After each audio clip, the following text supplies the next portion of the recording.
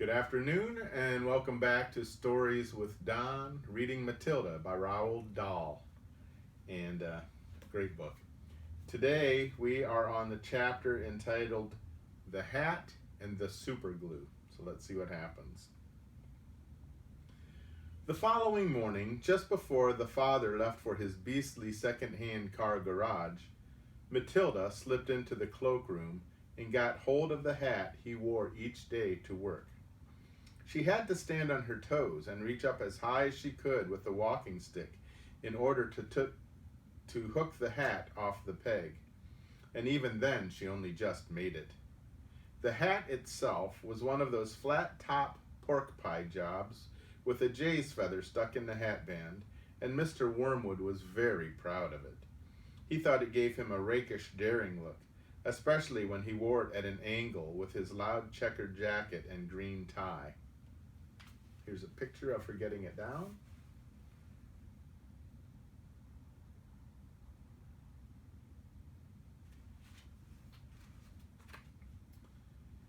Matilda, holding the hat in one hand and a thin tube of super glue in the other, proceeded to squeeze a line of glue very neatly all around the inside rim of the hat. Then she carefully hooked the hat back onto the peg with the walking stick. She timed this operation very carefully, applying the glue just as her father was getting up from the breakfast table. Mr. Wormwood didn't notice anything when he put the hat on, but when he arrived at the garage, he couldn't get it off. Superglue is a very powerful stuff, so powerful it will take your skin off if you pull too hard. Mr. Wormwood didn't want to be scalped, so he had to keep the hat on his head the whole day long, even when putting sawdust in gearboxes and fiddling the mileage of cars with his electric drill. In an effort to save face, he adopted a casual attitude, hoping that his staff would think that he actually meant to keep his hat on all day long just for the heck of it, like gangsters do in them films. When he got home that evening, he still couldn't get the hat off. "Don't be silly," his wife said. "Come here, I'll take it off for you." She gave the hat a sharp yank. Mr. Wormwood let out a yell that rattled the window panes. "Ow!" he screamed. "Don't do that. Let go. You'll take half the skin off my forehead." Matilda, nestling in her usual chair, was watching this performance over the rim of her book with some interest.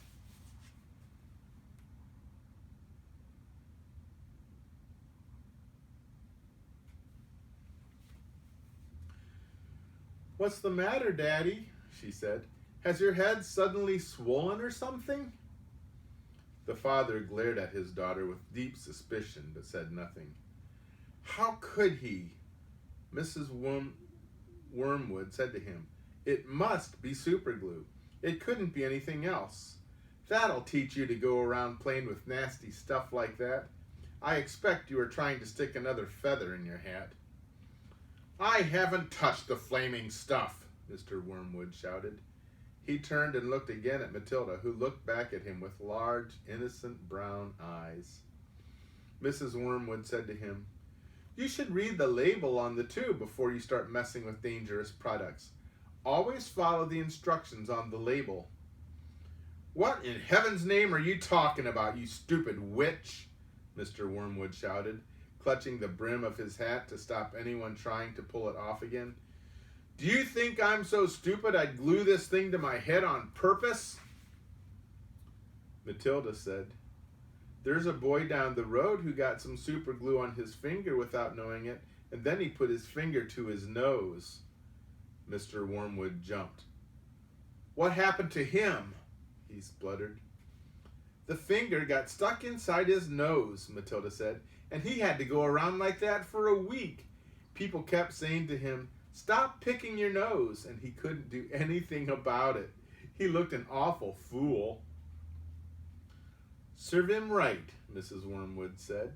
"He shouldn't have put his finger up there in the first place. It's a nasty habit. If all children had superglue put on their fingers, they'd soon stop doing it." Matilda said, "Grown-ups do it too, Mummy. I saw you doing it yesterday in the kitchen." "That's quite enough from you," Mrs. Wormwood said, turning pink. Mr. Wormwood had to keep his hat on all through supper in front of the television. He looked ridiculous, and he stayed very silent. When he went to bed, he tried again to get the thing off, and so did his wife, but it wouldn't budge. "How am I going to have my shower?" he demanded. "You'll just have to do without it, won't you?" his wife told him. And later on, as she watched her skinny little husband skulking around the bedroom in his purple-striped pajamas with a pork pie hat on his head, she thought how stupid he looked. Hardly the kind of man a wife dreams about, she told herself.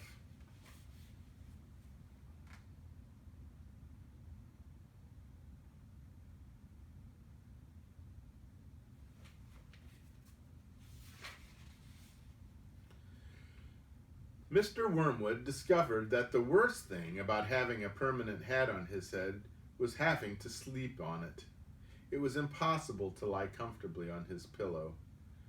"Now do stop fussing around," his wife said to him after he had been tossing and turning for about an hour. "I expect it will be loose by morning, and then it'll slip off easily." But it wasn't loose by morning, and it wouldn't slip off. So Mrs. Wormwood took a pair of scissors and cut the thing off of his head, bit by bit. First the top and then the brim. Where the inner band had stuck to the hair all around the sides and back, she had to chop the hair right off to the skin so that he finished up with a bald white ring around his head, like some sort of a monk. And in the front, where the band had stuck directly to the bare skin, there remained a lot of small patches of brown leathery stuff that no amount of washing would get off. At breakfast, Matilda said to him, "You must try to get those bits off your forehead, Daddy. It looks as though you've got little brown insects crawling about all over you. People will think you've got lice." "Be quiet," the father snapped. "Just keep your nasty mouth shut, will you?" All in all, it was a most satisfactory exercise, but it was surely too much to hope that it had taught the father a permanent lesson.